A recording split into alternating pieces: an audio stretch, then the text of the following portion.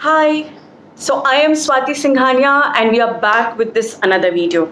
आज जिस टॉपिक के बारे में हम बात करेंगे वो बहुत ही ज़्यादा इम्पॉर्टेंट टॉपिक है और ये टॉपिक आज हमने इसलिए लाया है आपके साथ पास क्योंकि अब हम इन सिचुएशंस और हमारी ये दुनिया जिस चीज़ों से गुजर रही है हम मजबूर हो गए हैं अपनी इमरजेंसी रिक्वायरमेंट्स के बारे में बात करने का।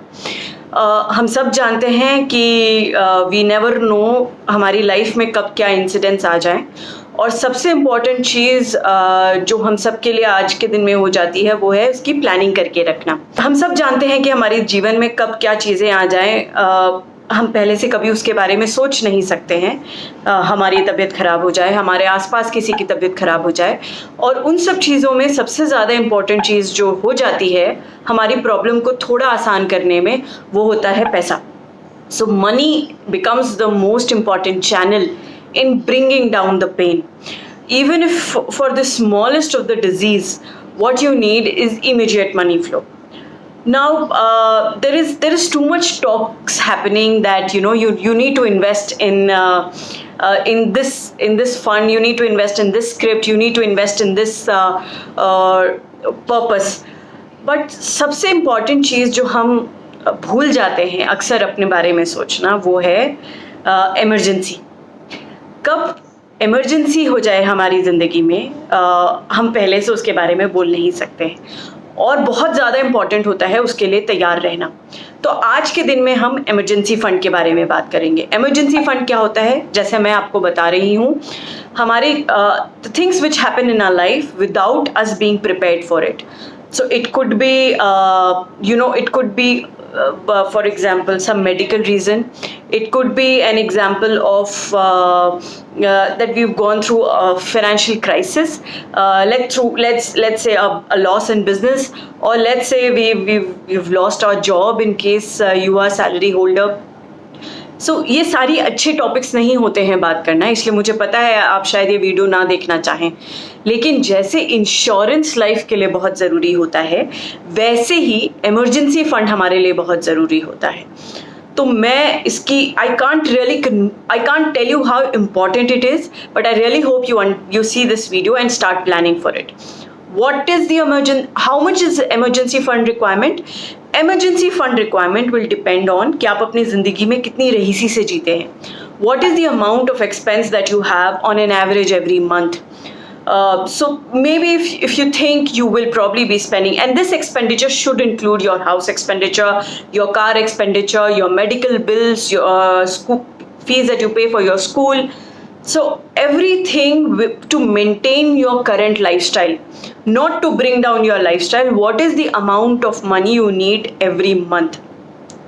Emergency fund का एक और purpose होता है that if there is a setback in your life that you go through, your family and you should not feel the pinch of that. And that can only happen when there is a smooth flow of money. So coming back to the quantum of fund.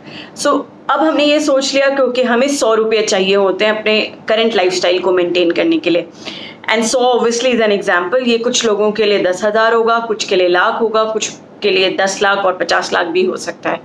So I really hope अगर आप महीने का 5 लाख खर्चा करते हैं तो आपकी कमाई उससे कहीं ज़्यादा होगी।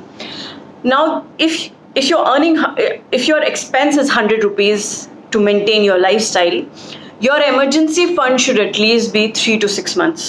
I would say अगर आप higher income bracket में हैं, please maintain 6 months of emergency fund.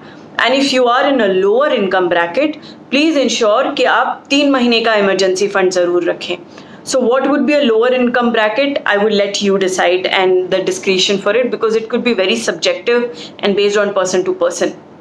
जो लोग लोअर इनकम ब्रैकेट में होते हैं उनके लिए सेविंग्स करना बहुत मुश्किल होता है, तो बेसिक ज़रूरतों के लिए ही अगर आप सेविंग कर पाएँ तो बहुत बड़ी बात होगी। इसलिए आपको ये कहना कि please maintain a 6 months emergency fund will not be a good idea. However, if you are someone who is on a very higher income bracket, you are hopefully doing good savings, and if you're doing good savings, you can actually think of luxury of a bigger emergency fund. So please ensure you have at least 6 months of emergency fund. अब हमारा next section है जहां हम ये बात करेंगे कि ये इमरजेंसी फंड जो हमने क्रिएट कर लिया इसको हम कहाँ इन्वेस्ट करके रखें।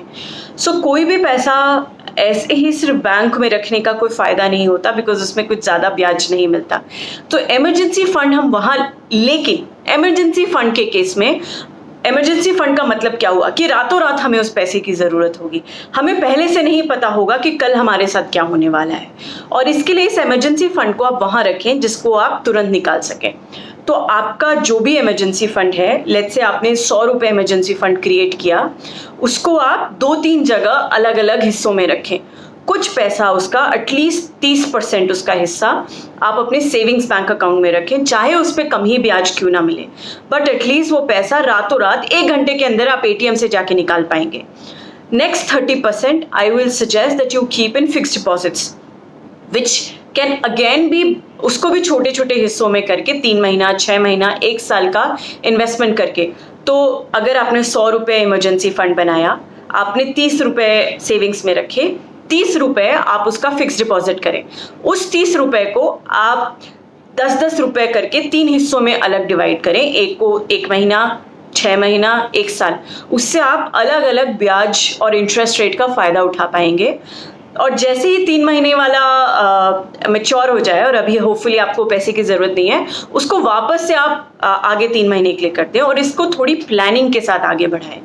बाकी जो 1/3 हिस्सा है, 1/3, विच इज़ रफली 40 रुपीज़ लेफ्ट, उस 40 रुपीज़ को आप अपने मन के हिसाब से, you can either keep it in savings, fixed deposit, or you can even go for gold. However, gold is not a good idea. I would suggest invest it in liquid funds, because liquid funds में आपको fixed deposit जितना ही और कई बार उससे ज़्यादा return मिल जाता है। तो it's very easy, and liquid funds को रिकवर करना भी बहुत ईजी होता है। मतलब आज आपको पैसा, अगर जिस दिन आप पैसे के इंस्ट्रक्शन डालेंगे, 1 से 2 दिन के अंदर अंदर वो पैसा आपके बैंक अकाउंट में आ जाता है। तो the amount of emergency fund you have created, उसको 3 हिस्से में डिवाइड करके अलग अलग जगह इन्वेस्ट करें, and based on how big और स्मॉल योर इमरजेंसीज आप उसको निकाल सकते हैं। अगर आपकी इमरजेंसी वो 30 रुपये से हो जाती है, तो आपको अपना फिक्स डिपॉजिट और लिक्विड फंड को नहीं छूना पड़ेगा। But if God forbid there is an emergency which requires a huge amount of funding, you can actually withdraw all these 3 sections, and hopefully by that you will be you can meet your emergency fund. So do remember 2 things in life. Emergency fund is very important based on your income strength. 3 to 6 months is what we suggest.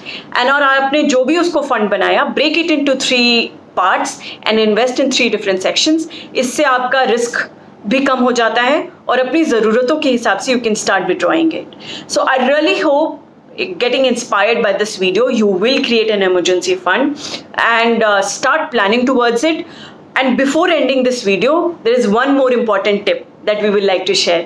Emergency fund ऐसा नहीं है कि आज आपकी 100 रुपये की, आपने 500 रुपये की आपकी इनकम है, आप स्ट्रेट अवे 100 रुपये निकाल के उसको इमरजेंसी में डाल देंगे। हम सब प्लानिंग से काम करते हैं। अपने आज तक अगर इमरजेंसी फंड नहीं बनाया है, तो पूरा पैसा निकाल के एक साथ ना डाल दें। हर महीने 10%, 20% निकाल के एक अलग सेविंग्स बैंक अकाउंट में डालना शुरू कर दें, और उस पैसे को ना छुएं, उस पैसे को लॉक इन कर दें। वो ताकि वो पैसे का आप तभी उसको छुएं जब आपकी ज़्यादा इमरजेंसी रिक्वायरमेंट आती है। तो हर महीने अगर आप 10 या 20% अपने इमरजेंसी फंड में डालने लग जाएंगे, तो उससे धीरे धीरे आप देखेंगे 6 महीने से 1 साल के अंदर अंदर आपके पास एक अच्छा इमरजेंसी फंड हो जाएगा, जो हमारे 3 से 6 महीने की खर्चे की रिक्वायरमेंट है।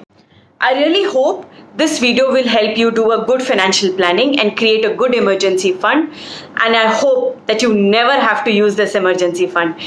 Thank you so much. This is Swati Singhania. Do not forget to share our video, and we really hope we are adding value in your life. Thank you. Bye.